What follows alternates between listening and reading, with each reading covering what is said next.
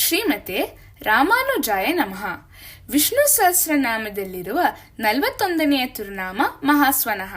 ಜ್ಞಾನದ ದೇವರಾದ ಹಯಗ್ರೀವರು ಬ್ರಹ್ಮನ ಅಹಂಕಾರವನ್ನು ಮುರಿದು ಕದ್ದಿದ್ದ ವೇದಗಳನ್ನು ರಕ್ಷಿಸಿದ ಕಥೆ ಇದು. ಸೃಷ್ಟಿಯ ಆರಂಭದಲ್ಲಿ ಭಗವಂತನು ಬ್ರಹ್ಮನನ್ನು ಸೃಷ್ಟಿಸಿ ಅವನಿಗೆ ವೇದಗಳನ್ನು ಬೋಧಿಸಿದನು.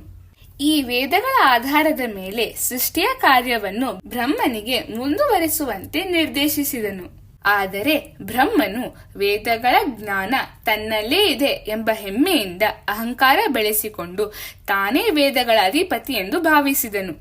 ಬ್ರಹ್ಮನ ಅಹಂಕಾರವನ್ನು ಅಡಗಿಸಲು ಭಗವಂತನು ಮಧು ಮತ್ತು ಕೈಟಭ ಎಂಬ ಅಸುರರನ್ನು ಸೃಷ್ಟಿಸಿದನು.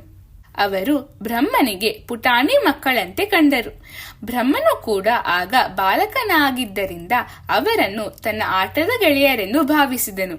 ಆದರೆ ಸರಿಯಾದ ಸಮಯವನ್ನು ನೋಡಿ ಮಧು ಕೈಟಭರು ಬ್ರಹ್ಮನ ಬಳಿ ಇದ್ದ ವೇದಗಳ ಪುಸ್ತಕವನ್ನು ಕದ್ದು ಪರಾರಿಯಾದರು. ಮಾರ್ಗದರ್ಶಿಯಾಗಿದ್ದ ಆ ವೇದಗಳಿಲ್ಲದೆ ಬ್ರಹ್ಮನಿಗೆ ಸೃಷ್ಟಿಯ ಕಾರ್ಯವನ್ನು ಮುಂದುವರಿಸಲು ಸಾಧ್ಯವಾಗಲಿಲ್ಲ. ಸೃಷ್ಟಿಯ ಪ್ರಕಾರ ಅವನು ತನ್ನ 4 ಮುಖಗಳ ಮೂಲಕ 4 ವೇದಗಳಾದ ಋಗ್ವೇದ, ಯಜುರ್ವೇದ, ಸಾಮವೇದ ಮತ್ತು ಅಥರ್ವಣ ವೇದವನ್ನು ಪಠಿಸಬೇಕಾಗಿತ್ತು. ಆದರೆ ಅವನ ಬಳಿ ಆ ವೇದಗಳೇ ಇರಲಿಲ್ಲ. ತನ್ನ ತಪ್ಪಿನ ಅರಿವಾದ ಮೇಲೆ ಬ್ರಹ್ಮನು ಅಹಂಕಾರ ಬಿಟ್ಟು ತನ್ನನ್ನು ರಕ್ಷಿಸುವಂತೆ ಪರಮಾತ್ಮನನ್ನು ಭಕ್ತಿಯಿಂದ ಬೇಡಿಕೊಂಡನು.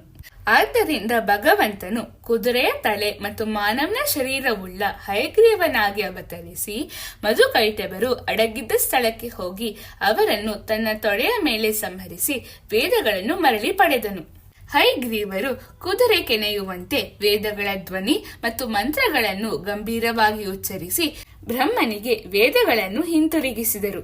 ತಿರುವಹೀಂದ್ರಪುರಂ ಎಂಬ ದಿವ್ಯ ದೇಶಕ್ಕೆ ಭೇಟಿ ನೀಡಿದರೆ ಅಲ್ಲಿ ನಾವು ಔಷಧಗಿರಿ ಬೆಟ್ಟದ ಮೇಲೆ ಹಯಗ್ರೀವರ ದಿವ್ಯ ದರ್ಶನವನ್ನು ಪಡೆಯಬಹುದು.